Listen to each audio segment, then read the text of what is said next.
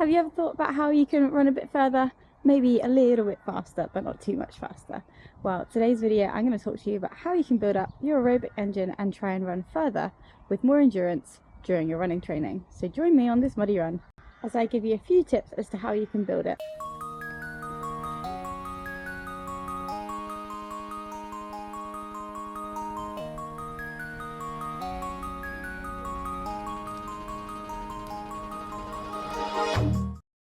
Alright, so the first thing that you probably don't want to hear is that to build your aerobic and endurance kind of engine, you're going to need to run more. So by that, I don't really mean that on Monday you go and do like 5k and then Tuesday you do 6k. I kind of mean more in terms of throughout the week, you want to be building up the distance. So one week you might do 20k, the next week you might do 21, and just kind of build it up gradually like that. Because if you suddenly go out and do, like say you want to do a marathon, and then you suddenly pitch up and you're like, right, marathon today, it's very likely that you're not going to be able to do it or complete it, and it's just going to feel terrible.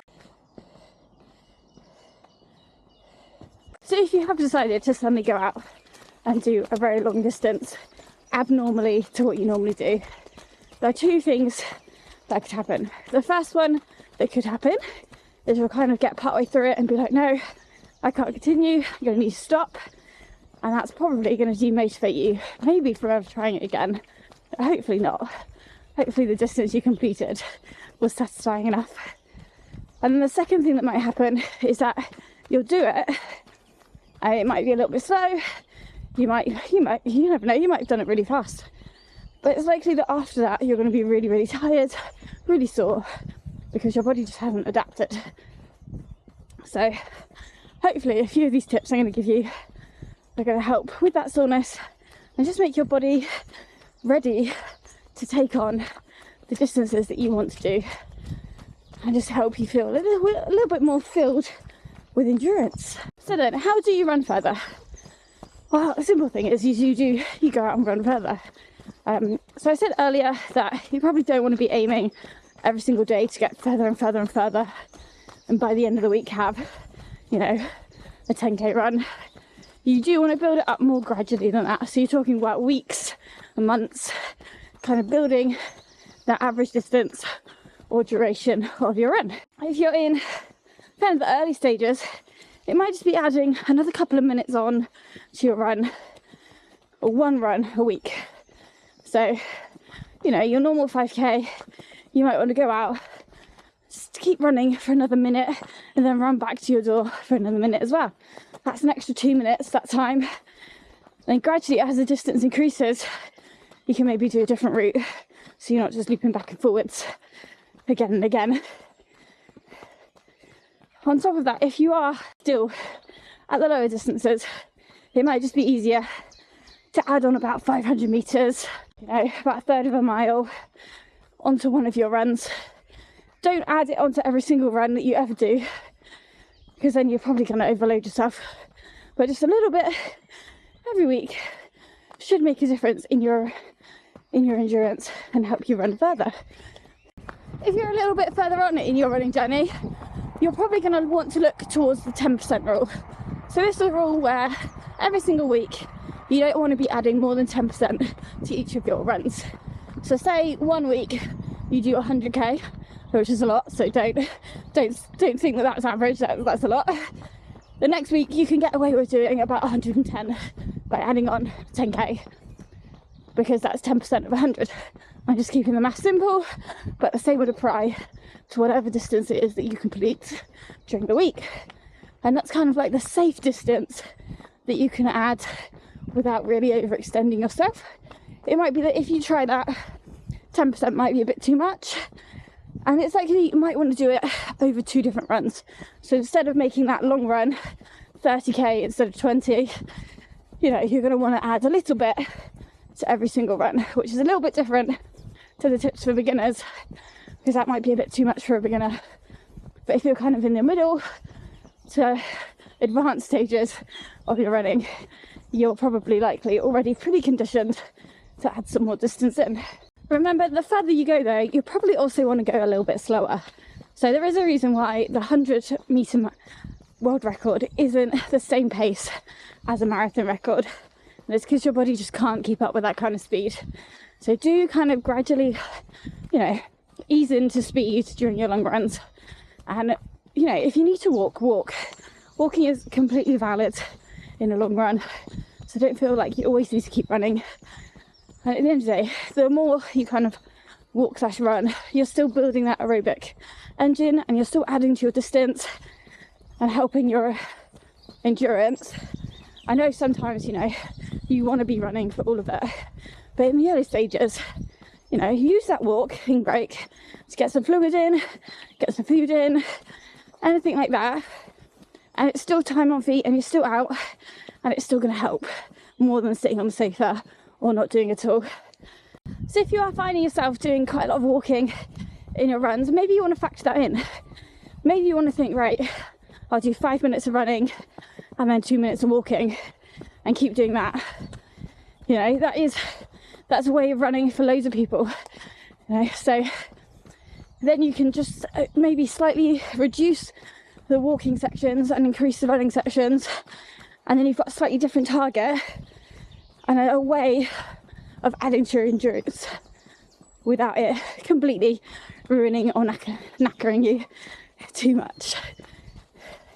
There are lots of programs out there that actually do factor that in. So Couch to 5K by the NHS is one that does it. It pairs up running and walking to give you walking breaks to increase that endurance and help you run a 5K at the end of it. So another way to build up your endurance is to run some shorter distances a little bit faster.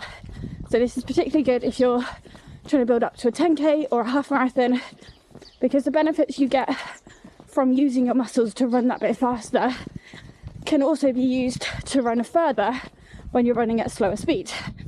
If you are running and kind of training for a marathon, for your first one, the benefits probably aren't going to be as great as if you're running for a slightly shorter distance, because for a marathon you kind of do need to specialise in a way that your legs need to be able to stand and move for longer periods of time.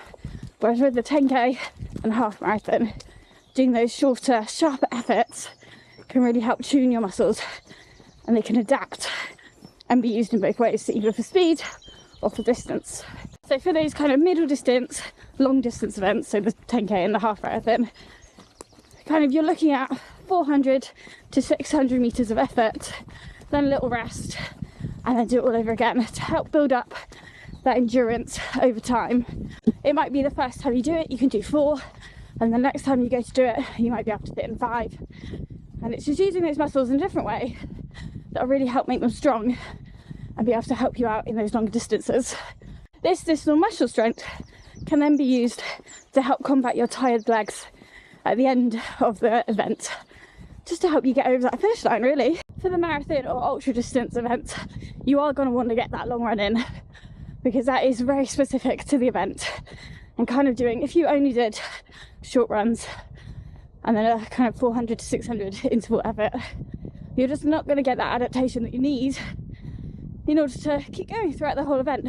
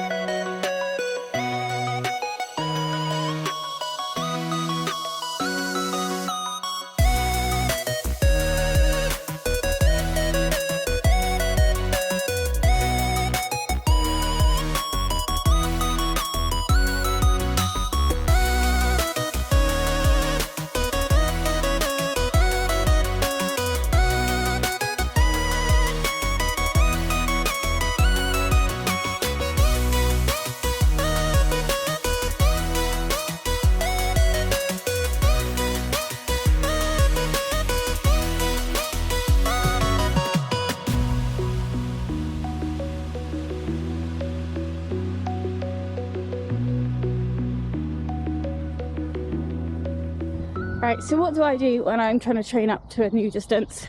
Well, I kind of do a mixture of the two. So I do more distance, and I tend to every so often put in a little bit more intensity as well. So on the whole, intensity stays quite similar. You know, I might have one run that's a bit faster than the others, the rest all kind of nice talking speed pace. So what I'm doing roughly now, and then every so often I'll put in, do an interval one, so maybe once every 2 weeks, once a month, depends really how fast I want to be over that distance. If I maybe don't really mind my speed, probably won't do as many speed workouts as usual. So I hope these tips help you with increasing your endurance throughout your running, and in the meantime, happy running!